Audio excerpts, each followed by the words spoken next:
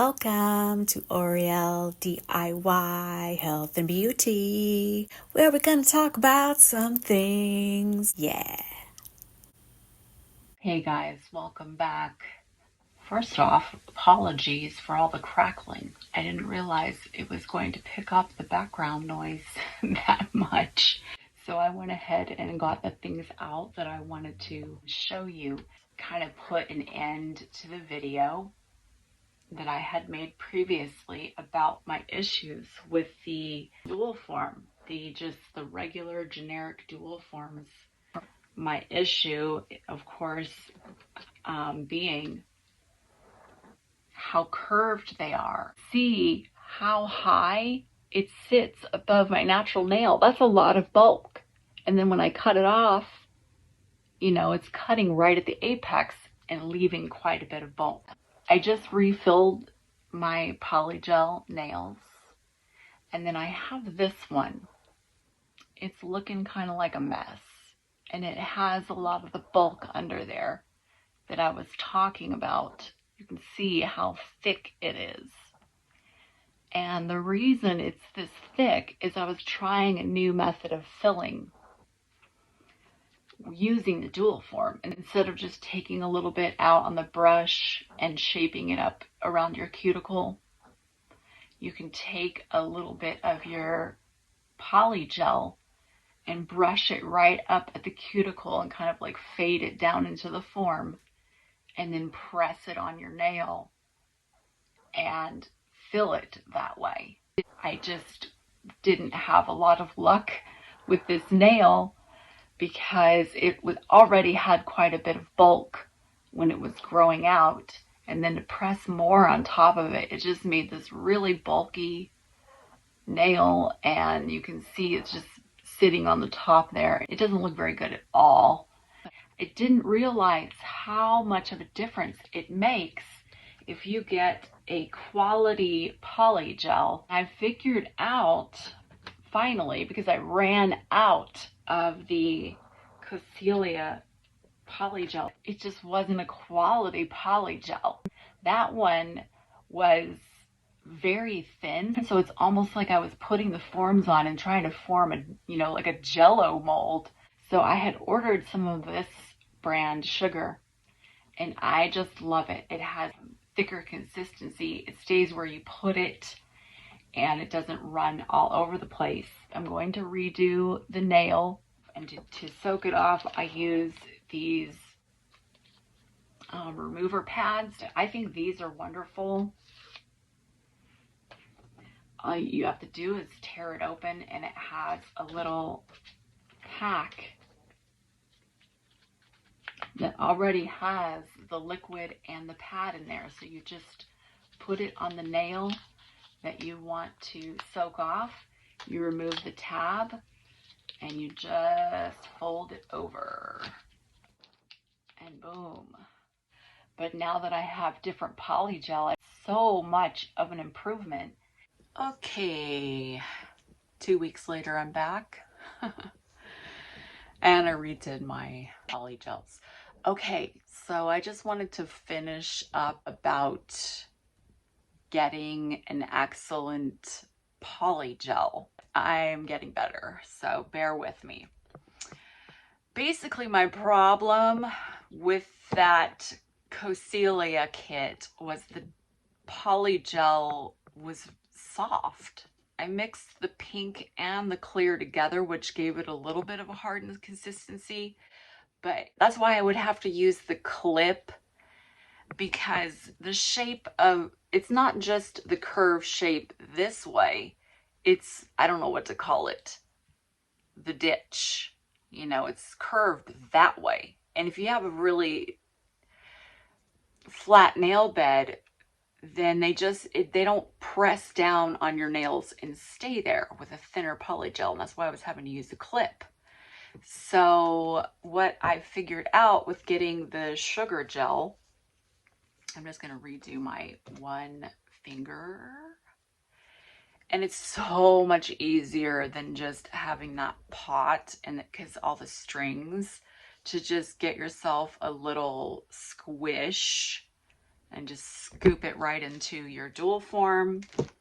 So I'm just getting a little slip solution. And what I also noticed with getting a better polygel, the reason that my brush was sticking so much was because of the consistency of that really thin polygel. So it almost like I was overdoing it with the slip solution. It would make it even waterier, and then it wouldn't cure correctly in the lamp. With this, you just need a nice wet brush, and then this brush works fine. But yes, when you have a really thick, nice polygel and you're using the form that curves really high and you can't get it to stay on your finger, it has no problem. I may have put too much in here, so I'm just gonna really press it. And you can press it down a little more and control it a little better because it stays there. It just, you put it on and it stays put. There's no issues with it constantly coming off of your nail and having to press a bubble down. By bubble, I mean this will lift by the cuticle and you'll get a bubble where there's no product because it's no longer pressing. And it's really, sometimes I shortcut this and I don't clean it up very well and I just kind of, pop it off and file it. But it will cause a lot of lifting. It really is in your best interest to get any overage off of your cuticles and around your nail.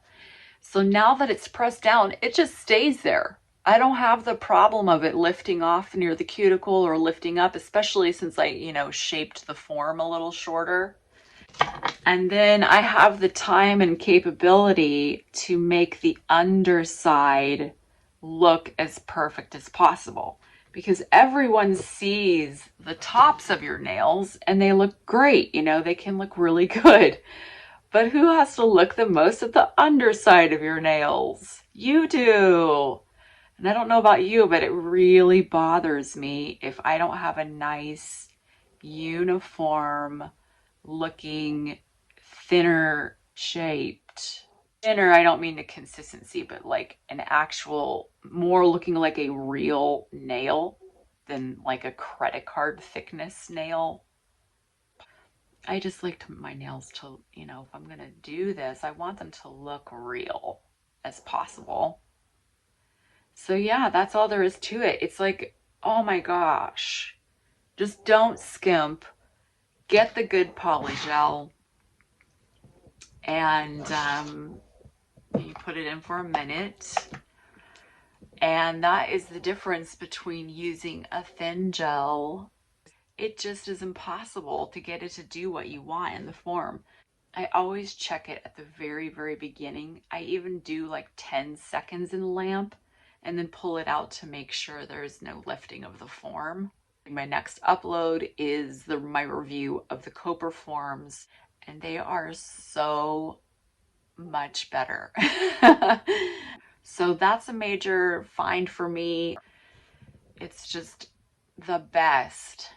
I didn't realize the consistency was so much different between polygel to polygel, but now that I've been using it a lot more, it's a huge difference. It makes so much less work to just get the good stuff. I'm going to do the underneath just to get it on there correctly, like I was struggling before with.